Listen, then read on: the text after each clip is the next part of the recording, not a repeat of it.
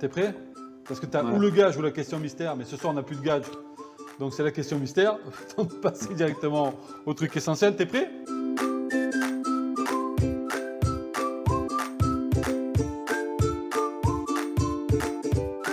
Mystère? Ben regarde, je t'invite à la découvrir. Salut Pierrot. Écoute, j'avais une question qui me tarabuste depuis pas mal de temps maintenant, pour pas dire de nombreuses années. Alors on connaît tous ton côté méticuleux qui laisse rien au hasard.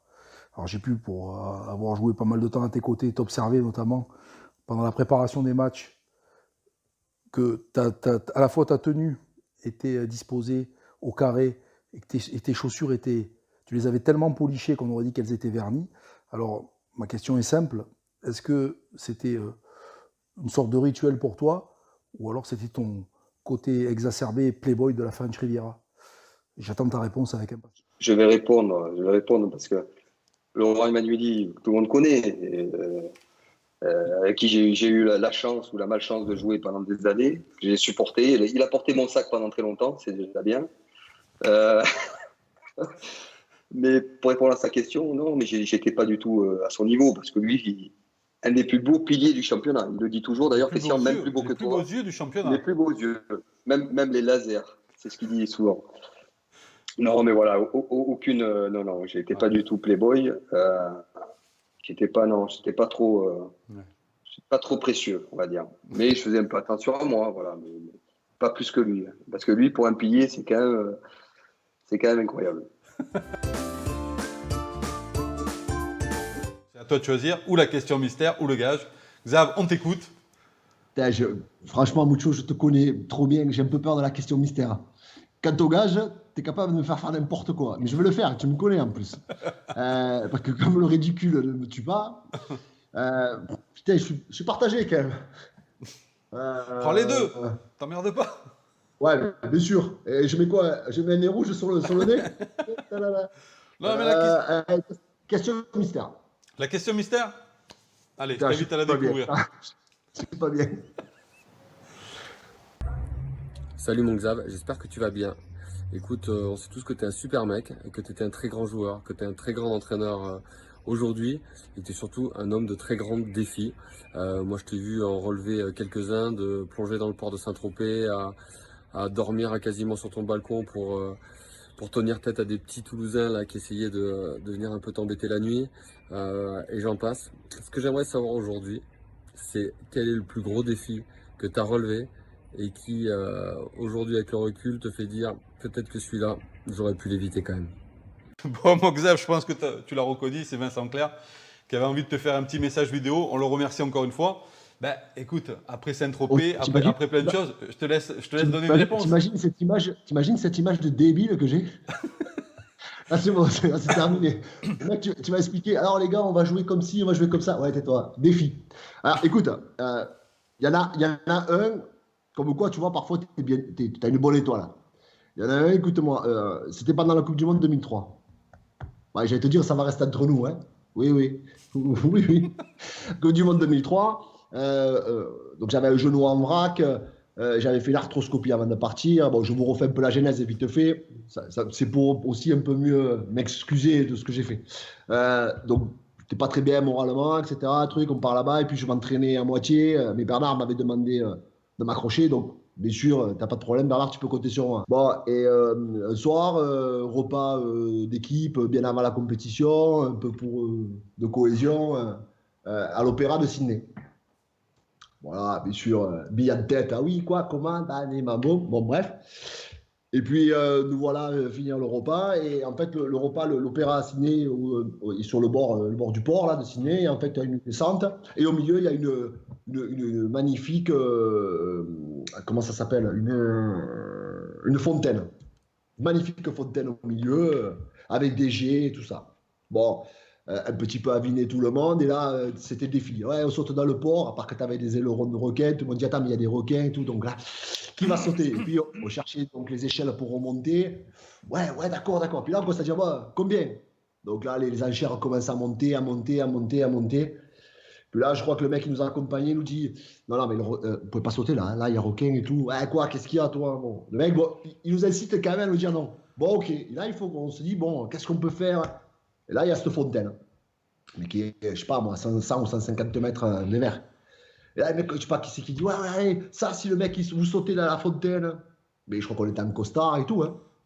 Bon, là, si tu veux, bon, parti en courant, en sprint. Et là, pour être le premier et gagner la mise, sauter en plein fer dans la fontaine. Bon, super. À part que je suis passé entre deux pics, comme ça, tu sais, pour pas qu'elle soit vandalisée, que les gens aillent dedans. Ouais. Je n'ai pas fait attention. Tu avais des éclairages à l'intérieur et en fait, il y avait des pics pour pas que les gens viennent se baigner à l'intérieur. Et en fait, je suis passé, si tu veux, voilà, l'épaisseur des épaules entre deux pics. Voilà. Bon, et l'anecdote, si tu veux, c'est que les mecs, ils n'ont pas payé les paris, en plus. C'était qui? C'était Domi encore? Ouais, bien sûr qu'il y avait Domi, il y avait Domi, il y avait tout le monde. Non, mais voilà, disons que celui-là, il y a eu d'autres choses, il y en a eu d'autres des conneries, mais je peux pas, c'est pas possible, sinon je perds toute crédibilité. À Olivier Roumain, c'est savoir si se rappeler du footing qu'on avait fait tous les deux. À Cali, si se rappeler de ses promenades avec de Rougemont à la pêche au lac. S'il n'était pas devenu meilleur pêcheur que meilleur rugbyman, il demandera s'il était vraiment parti pour jouer au rugby ou à la pêche à la ligne à la résidence où on était. Philippe, souvenir de Philippe, l'entretien qu'il avait eu avec Olivier Roumat à l'issue de l'annonce de la première équipe contre le Tonga. Donc il a demandé à Olivier s'il se souvient de son footing. Donc Olivier, il nous en a un petit peu parlé tout à l'heure. Oui, je m'en souviens, il m'avait explosé complet. Kali nous a demandé s'il avait une carrière de pêcheur du coup après cette Coupe du Monde. Ouais, c'est bien parce que tu vois, tout le monde en a pris pour son compte. Non, parce que Laroume, il en parlait tout à l'heure pour les footings, parce que c'était moi je m'en souviens, dès que tu entendais taper, vous vous rappelez, à 5h ou 6h du matin, Pierre à la porte, les mecs se faisaient la malle, hein. Ils disaient jamais il déconnait avec ça et le prendre au footing. Mais Laroume, c'est pas, parce qu'on parle beaucoup de footing avec Laroume, je pense que tous les joueurs de l'équipe de France qui sont venus en équipe de France pendant cette génération-là, ils ont tous fait un footing avec Pierre, je m'en rappelle, moi, tu t'en souviens, Laroume, quand il m'avait fait faire le tour du Canada. Et toi, c'était quoi, Phil? Je crois que c'était. Il m'avait demandé d'aller voir Olivier après l'annonce contre le Tonga. J'en ai parlé. C'est un bon souvenir. Mais après, la Room avait fait une Coupe du Monde exceptionnelle. Voilà. Ouais. Et il était venu me voir dans la chambre, Pierre, hein, juste après que je me sois cassé.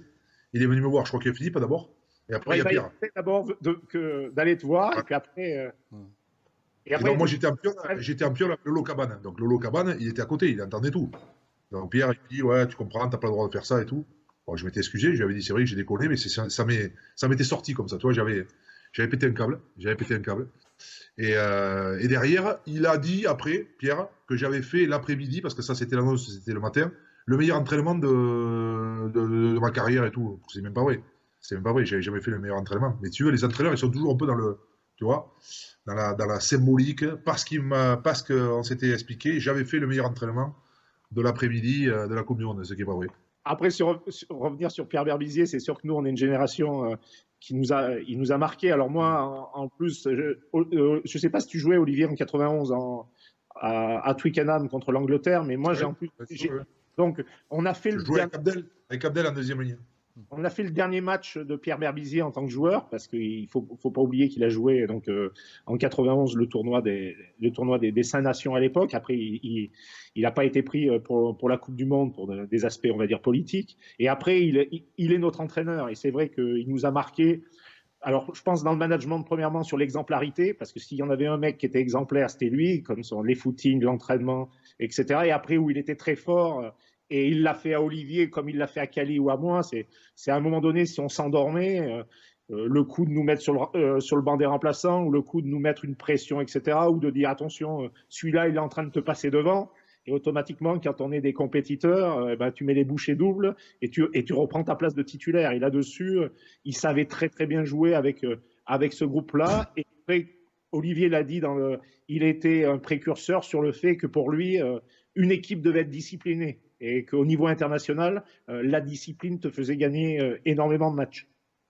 Après, moi, si je dois résumer Pierre, c'est une petite qui aime bien châtie bien. C'est-à-dire que Pierre était capable d'être très dur avec toi, c'est-à-dire d'aller chercher très loin. Moi, j'ai eu des moments avec lui, il m'a pas manqué. Et quelque part, je me dis, à la fin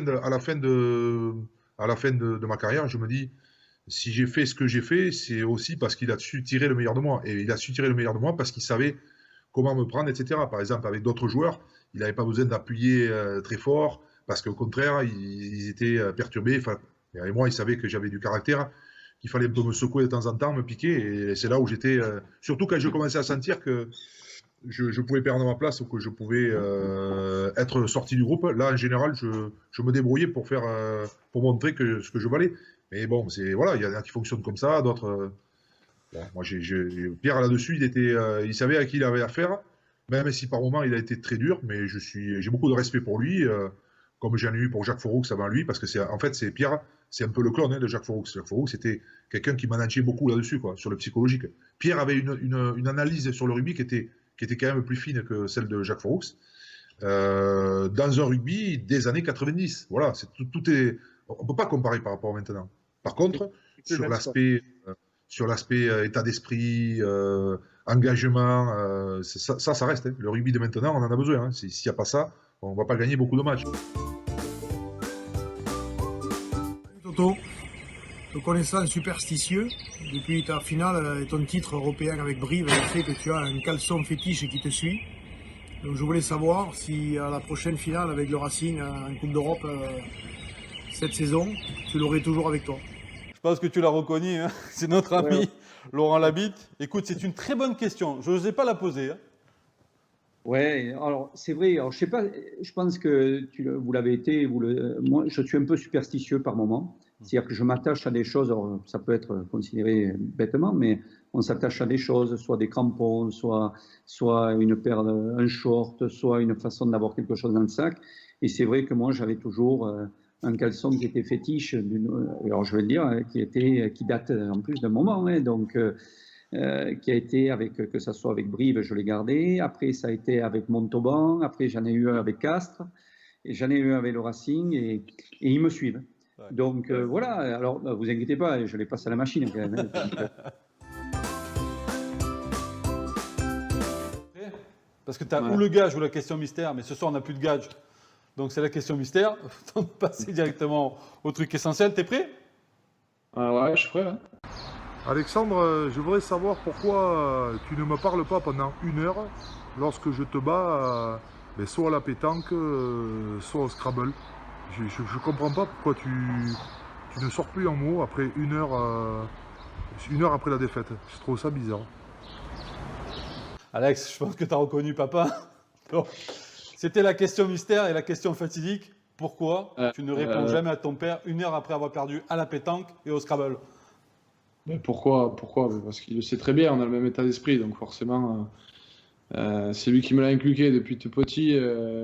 Dès qu'on fait un truc, il y a une question de challenge, de défi, que ce soit mettre un papier dans une poubelle à parier 2 €, que ce soit jouer avec un ballon dans la piscine pour travailler main droite, main gauche, il y a toujours été une question de challenge et de défi, quoi. Donc quand je perds contre lui, ça me fait disjoncter. Donc forcément, je suis pas quelqu'un qui arrive à cacher ses émotions, donc je préfère ne pas lui parler plutôt que continuer à faire face à lui et qu'il me charme, quoi.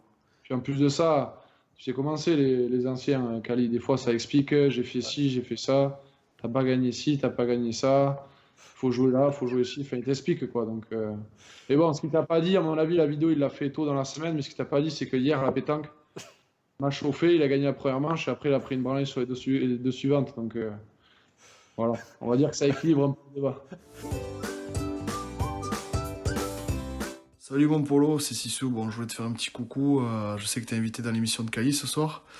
Et il m'a demandé de raconter quelques petits trucs sur toi. Bon, je raconterai pas tout, mais voilà, c'est surtout les souvenirs qu'on avait ensemble pas moins de 20 ans, surtout pendant la préparation Coupe du Monde où surtout avec Gabi, Teddy et Tolo, on essayait de te rendre fou à chaque fois et tu gardais ton sang-froid. Donc voilà, tu nous le rendais bien, on rigolait bien. Et je te fais un gros bisou mon Polo et prends soin de toi. À très bientôt j'espère. Bisous. Bon, tu as reconnu Cyril Bay, hein, qui a fait une coupe un peu à la Plastique Bertrand. Il s'est fait blonde, hein. Je ne sais pas ce qu'il a ce soir. Il a toujours aimé ça. Il a toujours aimé ça, un peu le folklore comme ça, un peu Cyril. D'ailleurs, je suis un peu dégoûté de l'avoir oublié tout à l'heure parce que tu vois, c'était vraiment quelqu'un avec qui j'ai passé des bons moments. Et effectivement, pour rebondir sur cette question, qui m'a dit bien sûr qu'étant capitaine, il fallait être un peu sérieux. Et tu avais toujours là ces 3-4 là qui me foutaient à chaque fois la merde, qui rigolaient ou quoi que ce soit. Et c'était assez drôle. Toujours, tu vois, pour aller boire un verre aussi des fois, tout ça, pour être vraiment tranquille, ils étaient très très forts. Très très forts. Salut mon Christian, Nash pour les intimes. J'avais une question pour toi assez importante qui me trotte dans l'esprit depuis pas mal de temps. Je voulais savoir que pendant tes périodes de Provence Rugby, as-tu déjà décalé un entraînement pour aller à la pêche? C'est quelque chose d'important qui trotte dans la tête de beaucoup de joueurs. Donc réponds-moi franchement. Bisous. Bon, je pense que tu as reconnu ton fils adoptif, Eddy Labarthe, la légende de Provence Rugby. Ouais, dis. Qu'est-ce qu'on peut lui répondre? Ouais, la question, non, j'ai pas pu, hélas, parce que j'étais trop loin de l'endroit où je vivais et où je pouvais participer avec plaisir. Mais sinon, je l'aurais fait, bien sûr. Ça m'est déjà arrivé de le faire. Mais souvent, on m'attribue en fait à mes plaisirs le fait de passer en priorité à mes plaisirs. Alors, c'est faux. Mais je les fais participer. Je fais participer mes plaisirs. Je fais participer à tout le monde ce que je fais. Ça, c'est une certitude. Salut mon cher Benoît, j'espère que tu es en forme. Je sais que tu passes voir notre cher ami Christian Califano et j'ai une petite question pour toi. Savoir si tu étais toujours actionnaire chez Pento. Voilà, mais n'hésite pas à répondre et surtout à développer, parce qu'on a besoin de savoir. Salut. Ben, je pense que tu as reconnu notre ami Jérôme Thion. Très bonne question, très technique. L'immense. Très technique. Non, je ne suis plus actionnaire chez Pento, je suis passé au GEL et je dois cette aventure ou ce court passage chez Pento à un ami commun à nous qui s'appelle Pierre Mignoni, qui est passé par Dax, et qui m'a initié au Pento. Je crois qu'il a changé aussi, lui, et depuis qu'il s'est rasé la tête, ils ont fait faillite, donc j'en trouve plus.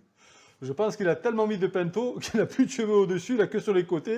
C'est pour ça qu'il a préféré arrêter. Mais en tout cas, je le disais à Lucas, je pense que les deux joueurs en France qui ont utilisé du Pento, et on ne fait pas de la pub non plus, c'est Benoît Auguste et Piero Mignoni.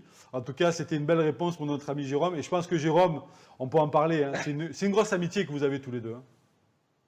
Oui, avec Jérôme, ouais, ça va presque au-delà de l'amitié. C'est vrai que c'est quelqu'un que j'ai rencontré, c'est un mec gigantesque, voilà. C'est un mec qui gagne à être connu. Et c'est vrai qu'on fait des rencontres sur les terrains de rugby. À Cali, on en a croisé beaucoup des joueurs. Mais il y en a très peu après qui restent et qui deviennent de vrais amis. Et Jérôme en fait partie. Tu le sais, on a été longtemps binôme en chambre sur nos années montpelliéraines et en équipe de France. Et une question me trotte dans la tête depuis un petit moment, c'est depuis qu'on n'est plus en binôme, j'aimerais bien savoir qui te passe ta fameuse crème hydratante pour ta peau sèche que tu m'as rendu fou pendant des années pour te la passer. Donc voilà, j'aimerais bien savoir qui a pris mon relais et s'il est aussi efficace que je l'ai été. Voilà, allez, je t'embrasse. Elle est magique la question. On a reconnu bien sûr Louis Picamol. Bon justement, alors qui te met la crème aujourd'hui avant les matchs? Ouais, c'est compliqué, tu vois. On va dire, je prends un peu moins soin de moi qu'à l'époque, donc je passe moins souvent la crème et je m'hydrate moins, tu vois. Mais ma peau, elle est plus sèche. Mais c'était Benoît Payoc qui avait pris le relais, mais tu vois, du coup, il s'arrêtait qu'aux jambes parce qu'il n'arrivait pas à atteindre le dos. Quoi. Voilà. Démonter sur une chaise et tout, c'était compliqué, donc j'ai arrêté. Voilà. Tu prends le gage ou la question mystère? Allez, je vais prendre la question mystère. T'es prêt? Allez. Salut Bapi, c'est la room. J'avais juste une question très simple à te poser, pas très longue. Je voulais savoir pourquoi à Toulon tu sembles être un aigle à la pétanque et pourquoi quand tu reviens ici tu es une énorme truffe. Voilà, à toi de me dire et à toi d'expliquer à Cali. Bon, je pense que tu as reconnu notre ami Alexandre Oumat qui était venu lui aussi dans le vestiaire de l'Absolu Rugby. C'est une grosse amitié déjà que vous avez tous les deux. Ouais, on a une histoire un peu sympathique, c'est que nos pères ont joué ensemble à Dax. Ouais. Donc voilà, c'était un peu l'histoire qu'on avait en commun. J'étais très content quand il a signé à Bègle. On s'est de suite bien aimés. On a partagé beaucoup de choses ensemble. Voilà, on se voyait très souvent en dehors du rugby. On partageait des activités, voilà, du golf notamment. On jouait très souvent ensemble. Voilà, on avait organisé une Ryder Cup IBB qu'on fait chaque année. Et donc c'est mon partenaire. Je tiens à dire qu'on a gagné la première édition. Voilà. Donc ouais, non, c'est un mec que j'adore. C'est un mec avec qui j'ai partagé beaucoup de choses. Je trouve que c'est une très belle personne. Au-delà du rugby, c'est un pote parce qu'on vit pas que des bons moments et voilà, dans la vie de tous les jours. Et puis c'est quelqu'un qui a souvent été là pour moi, comme j'essaie d'être là pour lui. Et voilà, ça fait partie de mes belles rencontres du rugby. Choisir, tu prends le gage ou la question mystère? Ouais, je vais dire la question mystère. Tu es prêt? Oui, je suis prêt. Salut Yannick, une petite question pour toi. Tu as toujours su rester sobre, relax avant un match ou après une compétition. Je voulais savoir quel était ton secret et est-ce que ça venait de ta future reconversion dans le ginseng. Allez, j'attends ta réponse. Tu as bien reconnu Yannick, bien sûr, notre ami Damien Traille, avec qui tu as été associé pendant de nombreuses années. Très bonne question, justement. Bonne question. Mais je sais pas, on dit que oui, il n'y a pas de hasard, que peut-être on a un destin, mais peut-être qu'effectivement le ginseng était ma porte de sortie. Non, après le calme avant les matchs, bon, c'est aussi une fausse image, hein, c'est qu'aussi il y a une différence entre l'intérieur et l'extérieur, on va dire. Donc à l'intérieur, ça boue aussi à moi de temps en temps, et forcément avant les matchs, il y avait de la pression. Mais bon, voilà, chacun a sa façon de préparer. Des préparations atypiques que j'ai connues dans le rugby amateur, notamment à Groyer, mais qui nous ont beaucoup apporté. Non, bien sûr, après, dans le rugby pro, la préparation était différente, mais c'est vrai qu'il y a forcément des matchs où on est mieux, où on le prend plus cool et en essayant d'être positif. Et il y a des matchs où on balise un peu plus, mais voilà. Heureusement qu'il y a le groupe pour soutenir tout ça. Alors Yannick, je suis obligé de te donner un complément, la question, notamment la réponse que m'a donnée aussi notre ami Damien Traille. Il me disait qu'Ali, je devenais fou. Je devenais fou. Quand je jouais avec Yannick, je devenais fou. On jouait les Blacks, on jouait les Springboks. Que ça soit l'entraînement ou les matchs, il était pareil, Yannick. Il laissait rien transpirer, aucune pression. Tu vois, il me disait, mais j'étais pas abasourdi, mais il me dit, moi tu vois, toute la nuit, je pensais aux matchs, les situations de jeu. Yannick, tu avais l'impression qu'il était là, c'était une découverte. Quand on venait, tu sais, c'était un plaisir de jouer ensemble. C'est ce qui a fait aussi ta force, mon cher Yannick, hein, pendant des années. Ouais, mais c'est marrant parce que on n'a pas des fois le ressenti de ce que vivent les autres, parce que Damien, je savais pas qu'il était à cogiter pendant la nuit ou autre. Bon, on est tous plus ou moins à penser au match, forcément, mais après l'expression est différente. Bon, voilà, c'est l'échange entre chacun qui est intéressant, quoi. C'est pour ça que le partage après les matchs est important. Il faut croiser un bout de chemin ensemble. Et on ne parle pas assez. On va pas te faire un combo, mais tiens, regarde, on te met à l'image. C'est pour toi, c'est la question mystère. Salut Brian, j'espère que tu vas bien. J'avais une question à te poser. Tu te rappelles qu'on a longtemps évolué ensemble sous les mêmes couleurs et je me suis toujours interrogé pourquoi tu n'as jamais songé un jour à te repositionner en numéro 8 avec ta puissance qui était la tienne à l'époque et ta qualité technique. Tu aurais pu aisément occuper ce poste-là. Donc on attend ta réponse maintenant. Je t'embrasse. Bon, je pense qu'on l'a tous reconnu, hein, bien sûr. Christophe Monny qui officie maintenant au Stade français, qui fait aussi de très très belles choses. En tout cas, merci à lui pour cette question. Qu'est-ce qu'on peut lui répondre, mon cher Brian? Je pense que Christophe, il parle parce qu'il voulait que je joue avec lui dans la troisième ligne. Si il voulait que je replace au numéro 8, il aurait été content de me voir à côté au plus proche de lui dans l'équipe.